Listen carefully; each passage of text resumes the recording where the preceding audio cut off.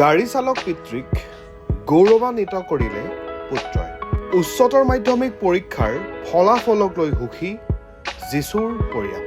আজি ঘোষণা হৈছে উচ্চতৰ মাধ্যমিক শিক্ষান্ত পৰীক্ষাৰ চূড়ান্ত ফলাফল।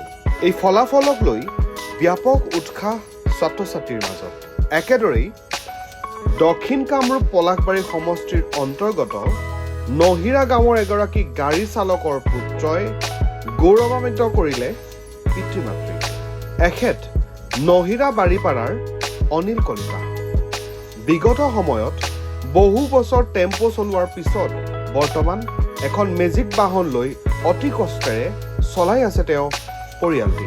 তেওঁৰ পুত্ৰ যীশু কলিতাই এইবাৰ উচ্চতৰ মাধ্যমিক পৰীক্ষাত 4টা বিষয়ৰ লেটাৰ মাৰ্কসহ সৰ্বমুঠ 80% লাভ কৰিবলৈ সক্ষম হৈছে।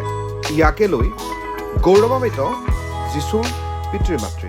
ভৱিষ্যত LLB কৰাৰ সপোন পুহি ৰখা যীশুলৈ অসম স্পন্দনৰ তৰফৰ পৰাও অলেখ অযুত শুভকামনা। উচ্চতৰ মাধ্যমিক চূড়ান্ত বৰ্ষৰ যি ৰিজাল্ট ঘোষণা কৰিলে আজি, সেই ৰিজাল্টত মই 80% নম্বৰেৰে উত্তীৰ্ণ হ'বলৈ সক্ষম হৈছোঁ। লেটাৰ কেইটাত আছে? লেটাৰ মোৰ 4টা বিষয়ত পাইছোঁ।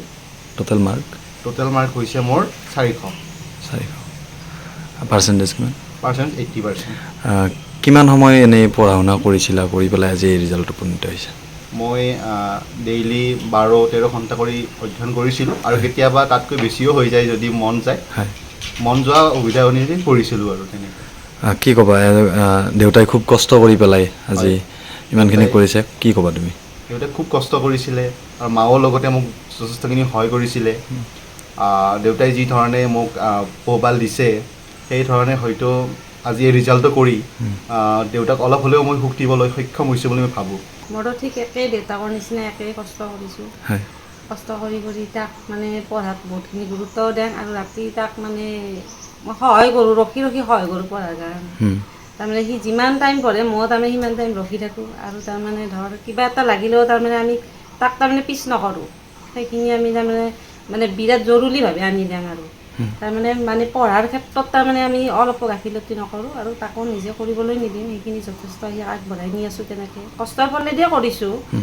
ময়ো অংগনবাড়ীত কাম কৰোঁ, যথেষ্টখিনি টকা নাপাওঁ, অকণমান পাওঁ, তাৰে সেনেকৈ মিলাই তাক মানে চলাই আছোঁ, পঢ়াই আছোঁ, আগবঢ়াই নি আছোঁ। আজি ৰিজাল্টটো পাই বহুত সুখী অনুভৱ কৰিছোঁ। সেয়ে আৰু ক'ব লগা।